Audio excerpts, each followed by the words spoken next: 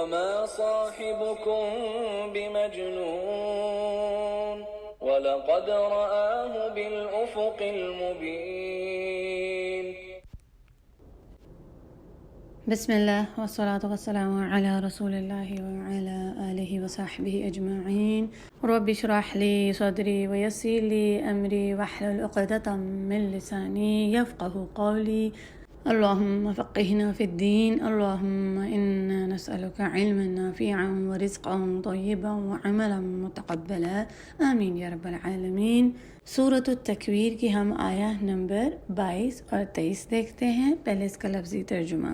آیت نمبر 22، وما اور نہیں، صاحبکم، صاحب اس کی جڑ ہے صاد ح با یعنی ساتھی، کم تمہارا، کم جو ہے وہ اس کا ضمیر ہے تمہارا، صاحبکم ساتھی تمہارا، بمجنون کوئی مجنون۔ آیت نمبر 23، وَلَقَدْ اور البتہ تحقیق، رآہ اس نے دیکھا اس کو، رآ دیکھنے کو کہتے ہیں اور ہو ضمیر ہے یعنی اس کو، رآہ دیکھا اس نے اس کو۔ اب کس نے کس کو دیکھا یہ انشاءاللہ تعالی ہم تفسیر میں دیکھتے ہیں۔ بالافق جس کی جڑ ہے حمزہ فا قاف، المبین روشن، بالافق المبین روشن افق پر، وما صاحبکم بمجنون اور نہیں ساتھی تمہارا کوئی مجنون، وَلَقَدْ رَآهُ بالافق المبین اور البتہ تحقیق اس نے دیکھا اس کو روشن افق پر۔ یہ جو کچھ آیات ہیں یہ رسول اللہ صلی اللہ علیہ وسلم کے بارے میں ہیں۔ پچھلی آیات تو ہم نے دیکھی تھی جبریل علیہ السلام کے بارے میں۔ آیت 22 سے 24 تک رسول اللہ صلی اللہ علیہ وسلم کے بارے میں بات ہو رہی ہے۔ جب رسول اللہ صلی اللہ علیہ وسلم نے اس قرآن کا بتایا، دین اسلام کا، جبریل علیہ السلام کا، قرآن کی آیات پڑھتے، اس وحی کے بارے میں بتاتے تو مشرکین مکہ ان کو مجنون کہنے لگے تاکہ ان کی کوئی بات سنے ہی نہ، سب ان کو ایسا ہی سمجھیں کہ یہ تو پتہ نہیں کیا غیب کی باتیں کہہ رہا ہے اور عجیب باتیں کہہ رہا ہے، استغفر اللہ ربی۔ بلکہ رسول اللہ صلی اللہ علیہ وسلم تو حق اور سچ کا بتاتے تھے۔ آج بھی دیکھیں اگر کوئی حق کی سچ کی بات کرتا ہے، اسلام کی بات کرتا ہے، قرآن کی بات کرتا ہے تو لوگ آگے سے کیا کہتے ہیں؟ یہ تو کوئی عجیب ہی بات سنی ہے، آپ تو کوئی عجیب ہی بات کہہ رہے ہیں، ہم نے تو پہلے کبھی بھی ایسی کوئی بات نہیں سنی، کوئی نئی بات ہے، لگتا ہے آپ کا تو دماغ ہی درست نہیں ہے، آپ اپنے ہوش ہی کھو بیٹھے ہیں۔ اب تو استغفر اللہ ایسا بھی ہوتا ہے کہ ایسی الزام لگا دیے جاتے ہیں اس شخص جو حق کی سچ کی بات کرے، اس دین کی بات کرے، اس کے اوپر ایسے الزام لگا دیے جاتے ہیں کہ تاکہ اس کی جو شخصیت ہے اسی کو برباد کر دیا جائے، اس کے اخلاق کے اوپر ایسے طعنے دیے جاتے ہیں، یا اس کے ہوتے ہوئے دوسرے لوگوں کو لایا جاتا ہے تاکہ اس کی کچھ قدر و قیمت کم ہو جائے، لوگ اس کی نہیں کسی اور کی بات سننا شروع کر دیں، اور بہت سی ایسی تدبیریں کی جاتی ہیں۔ قریشی مکہ بھی کبھی شاعر ڈھونڈ کر لاتے تھے جو شعر بولے اور بہت سے ایسے کام کرتے تھے۔ اس آیت میں خاص طور پر اللہ سبحانہ وتعالی نے ان کو بتا دیا کہ تمہارا صاحب، تمہارا ساتھی مجنون نہیں ہے، کیونکہ بعض ان میں تو سچ مچ یہی سوچنے لگے کہ اتنا خوبصورت اور فصیح یہ جو کلام پڑھ رہے ہیں رسول اللہ صلی اللہ علیہ وسلم اور غیب کی باتیں بتاتے ہیں تو یہ تو بات ممکن ہی نہیں ہو سکتی، تو یہ تو مجنون ہی ہو گئے ہیں۔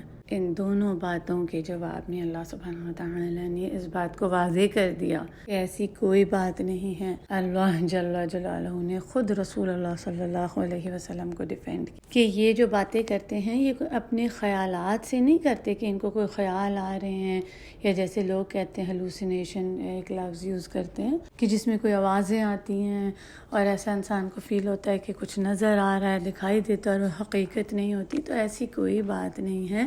رسول اللہ صلی اللہ علیہ وسلم یہ جو قرآن پڑھتے ہیں، اس کی تلاوت کرتے ہیں اور اس کی جو وحی کے پیغامات لے کر آتے ہیں تو یہ سچ ہے، یہ حق ہے۔ جبریل علیہ السلام ان کے پاس لے کر آتے ہیں اس قرآن کو، اور اس بات میں بھی کوئی شک نہیں، رسول اللہ صلی اللہ علیہ وسلم نے جبریل علیہ السلام کو دیکھا ہے، ان سے ملاقات کی ہے۔ ایسا نہیں ہے کہ کوئی فیلنگ ہو رہی ہے، کچھ محسوس ہو رہا ہے کہ میرے پاس کوئی ہے، نہیں، بلکہ رسول اللہ صلی اللہ علیہ وسلم نے تو جبریل علیہ السلام کو دیکھا ہے اپنے پورے ہوش میں، کھلے آسمان پر، جیسے کہ آیہ نمبر 23 میں آتا ہے، اور البتہ تحقیق اس نے دیکھا اس کو روشن افق پر۔ تو رآہ جو ہے اس میں رسول اللہ صلی اللہ علیہ وسلم نے دیکھا، جبریل علیہ السلام کو، رآہ رسول اللہ صلی اللہ علیہ وسلم نے جبریل علیہ السلام کو روشن آسمان پر دیکھا۔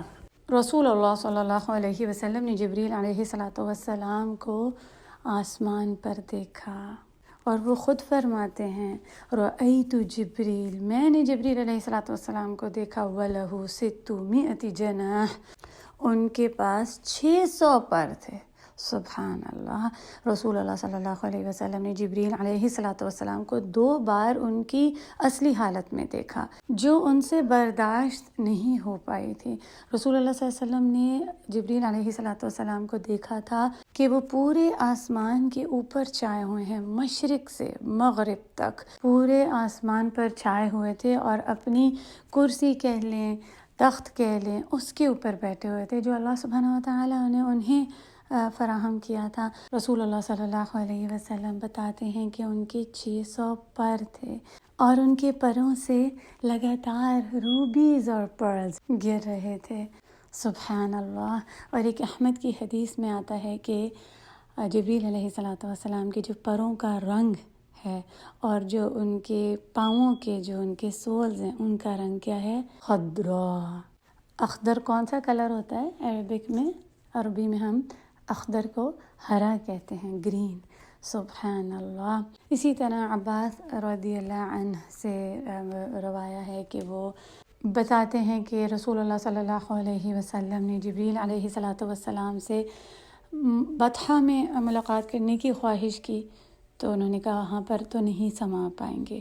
پھر منی میں، اسی طرح عرفہ کے میدان میں، لیکن پھر حرا میں جبریل علیہ السلام نے فرمایا کہ حرا میں ہو سکتا ہے کہ ملاقات ہو جائے۔ اللہ اکبر۔ تو رسول اللہ صلی اللہ علیہ وسلم نے جبریل علیہ السلام کو اپنی اصلی حالت میں، جو ان کے انجیلک فارم کہتے ہیں، فرشتے کے روپ میں، انہوں نے 2 بار ان کو دیکھا اصلی روپ میں، اور جو ان کے لیے مشکل تھا۔ اسی طرح جب وہ انسان کے روپ میں آتے تھے تو وہ ہم جانتے ہیں کہ خلیفہ دہیہ قلبی کی صورت میں آتے تھے، اور ایک دفعہ رسول اللہ صلی اللہ علیہ وسلم جبریل علیہ السلام سے بات کر رہے تھے، تو عائشہ رضی اللہ عنہا نے ان کو دیکھا، اور جب وہ چلے گئے تو رسول اللہ صلی اللہ علیہ وسلم سے پوچھا کہ آپ دہیہ القلبی سے بات کر رہے تھے، کیا وہ آپ کے پاس آئے تھے؟ تو رسول اللہ صلی اللہ علیہ وسلم نے بتایا کہ کیا آپ نے ان کو دیکھا؟ اور اسی طرح ہمیں دوسرے صحابہ کرام سے بھی روایات ملتی ہیں جس سے ہمیں پتہ چلتا ہے کہ جبریل علیہ السلام دہیہ قلبی کی صورت میں آتے تھے، اور یہ صحابہ بھی بہت ہی خوبصورت تھے۔ تو یہ 2 آیات اس بات کی تصدیق کرتی ہیں کہ رسول اللہ صلی اللہ علیہ وسلم کوئی مجنون نہیں تھے، وہ اپنے پاس باتیں نہیں کرتے تھے، یہ اللہ کا کلام جو لائے ہیں وہ حق ہے، وہ سچ ہے، اور انہوں نے جبریل علیہ السلام سے بھی ملاقات کی، ان سے قرآن مجید سیکھا۔ یہ آیات اسی بات کو ثابت کرتی ہیں کہ جو 2 قرآن مجید کو لانے والے ہیں، آتینی بھی، جبریل علیہ السلام اور رسول اللہ صلی اللہ علیہ وسلم، ایک فرشتہ اور ایک انسان، دونوں حق ہیں اور حق کی بات کرتے ہیں۔ رسول اللہ صلی اللہ علیہ وسلم کی عظمت کا ان آیات میں بتایا گیا ہے۔ وہ عظیم رسول ہیں جنہوں نے جبریل علیہ السلام کو، تمام فرشتوں کے سردار کو، اپنی اصل حالت میں دیکھا۔ جو ان حاملین القرآن سے محبت کرے گا، جو پیغام وہ لے کر آئے ہیں اس کے اوپر عمل کرے گا، ان کی اتباع کرے گا، تو حقیقتاً وہی اللہ جل جلالہ سے محبت کرتا ہے، تو اللہ سبحانہ و تعالی اس کے تمام گناہوں کو معاف فرما دیں گے۔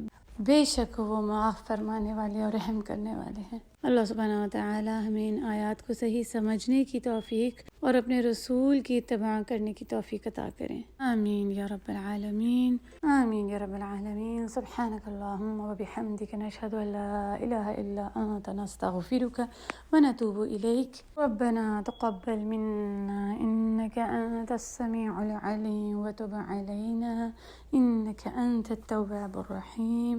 اللهم صل وسلم على نبينا محمد، وآخر دعوانا أن الحمد لله رب العالمين۔